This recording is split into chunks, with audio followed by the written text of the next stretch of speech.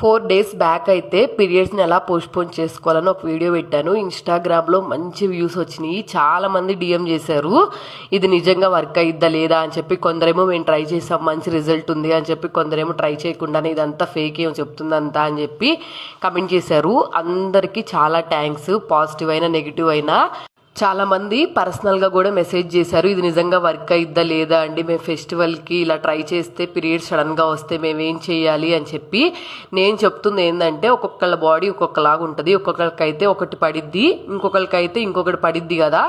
మనం lemon seeds use చేయమని చెప్పాం కదా, అది యూజ్ చేసినా కానీ 100కి 200% బాడీకి పడితే మాత్రం వర్క్ అయిద్దండి. నెక్స్ట్ ఇప్పుడు ఇంకోటి ఏంటంటే ఇలాచి, ఇది కూడా 100కి 200% బాడీకి సెట్ అయ్యేటట్టు అయితే పీరియడ్స్ని ఖచ్చితంగా 6-7 డేస్ వరకు పోస్ట్పోన్ చేస్తుంది. ఇంకా డిఎమ్స్లో నన్ను అడిగిన క్వశ్చన్ ఏంటంటే, మీరు 6 డేస్ 5 డేస్ అని చెప్తున్నారు, మాకేమో క్లారిటీగా అది అర్థం కావట్లేదు అని చెప్తున్నారు కదా. డీటెయిల్గా డేట్తో సహా చెప్తున్నాను ఇప్పుడు.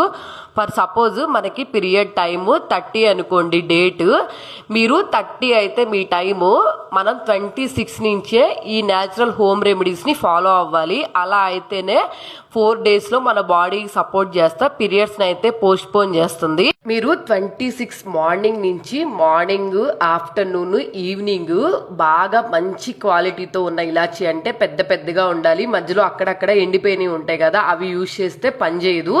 గ్రీన్ కలర్లో బాగా కొంచెం లావుగా ఉన్న ఇలాచీని అయితే 3 times డైలీ తీసుకోవాలన్నమాట. మనం ట్యాబ్లెట్ ఎలా యూజ్ చేస్తామో డైరెక్ట్గా ట్యాబ్లెట్ వేసుకొని వాటర్ తాగేస్తాం కదా, అట్లాగైతే తీసుకోవాలి. డేకి 3 తీసుకోవాలి. పోస్ట్పోన్ అవ్వటానికి ట్యాబ్లెట్స్ యూజ్ చేయటం కన్నా న్యాచురల్ హోమ్ రెమెడీ ఇలాంటివి యూజ్ చేయటం 100కి 200% చాలా బెటరు.